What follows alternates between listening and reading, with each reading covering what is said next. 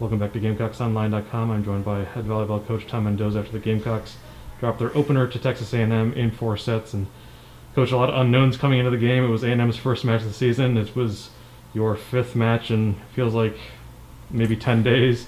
13. Yeah. What was kind of the game plan going into the match, and how do you feel A&M was able to take advantage of the Gamecocks tonight?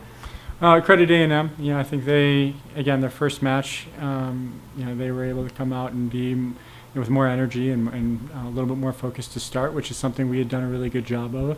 Honestly, I was hoping that that would be the case, and I figured, being their first matches and our 5th and 6th matches, that we would, try to, maybe have a hard time getting across the finish line. But I was hoping we'd come out a little crisper than we did. Credit A&M for doing that. I thought the first set was between A&M's a little bit of their jitters and us not playing at a high level. The first match was, the first set was a little ugly. I actually thought both teams settled down a little in the second set, and we just lost a little focus towards the end. Third set, I don't know if. We just put a little more pressure on them, and that allowed us to go on a couple of runs, which was really the difference. And even when we were playing well the first and second set, we never really had those rotations where we were able to break it open or take a bigger lead. And then just fourth set, we just I thought it was similar to how we looked against Mississippi State. We just looked tired.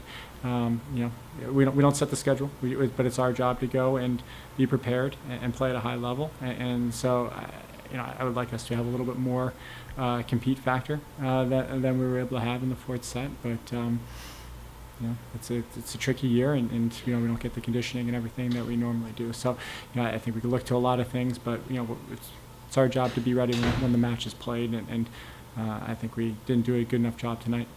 A&M brings a big block, but it seemed like the offense for South Carolina was more about just not being in rhythm in that first set. Obviously, serve receive was kind of a problem all through the night, but what did you see out of your attackers? Was it hesitancy, or was it just trying to do too much with what they were given? Yeah, that's a good question. And that's similar to what it looked like from our perspective as well. I don't think A&M's a good blocking team. I don't think it's anything different than what we see in practice or what we've seen against other competition. We, for whatever reason, we were trying to do a little too much and hit a lot of those balls out of bounds. The balls that we got blocked, that's okay. A&M made good plays, but the balls out of bounds are the ones that we'd like to see a little bit smarter choice made. And really go and make A&M have to make a play. So. It's a learning opportunity, whether that's us just not having the legs or whatever it is.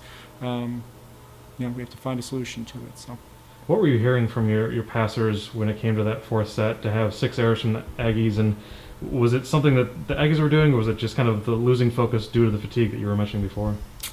Yeah, I don't know. I mean, we try to pass tired a lot because we know that, even in normal situations, that's going to be the reality of getting through a season or getting through 2 seasons.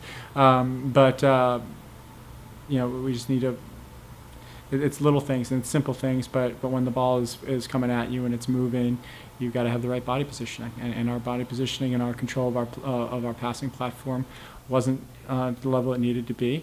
And so whatever those self cues are, or whatever the things you're saying to our teammates, need to kind of get us back in that rhythm. And really between the attacking errors and the service, between the attacking errors in the first set and the reception in the fourth set, we really just didn't give ourselves a chance to win those 2 sets. Which again, that's volleyball. And credit again, A&M had to be making those serves and putting the pressure on them. So credit to them for putting us in those difficult situations. But we'd like to respond a little better than we did. Going into tomorrow's match, tomorrow night, what is something that you're going to be looking for, whether it's physically or mentally, that will kind of show you that the team is moving on, is learning, and is growing going into tomorrow night? Well, I think there's 2 parts of it. One is physically getting ready, preparing for in a COVID year when we've got people on rep counts and we've got people working back in, and we're not physically in the conditioning we normally are. And so I think just taking care of bodies is a big part of that. And our athletic training staff is great.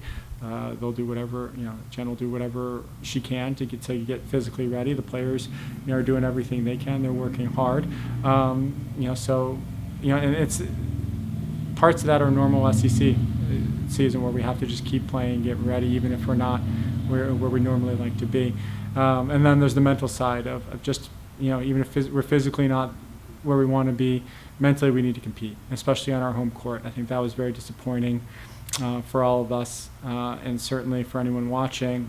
We want to represent ourselves a little better than we did at some of those times tonight, and again give the South Carolina fans something to be proud of, and give ourselves, and represent the pride that we take in our program and how we play. And I think we didn't do it consistently enough tonight. And so again, we trust this group.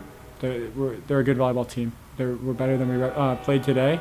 We know that, and we're going to come out and try to represent ourselves a little bit better tomorrow and compete, and the results will take care of themselves.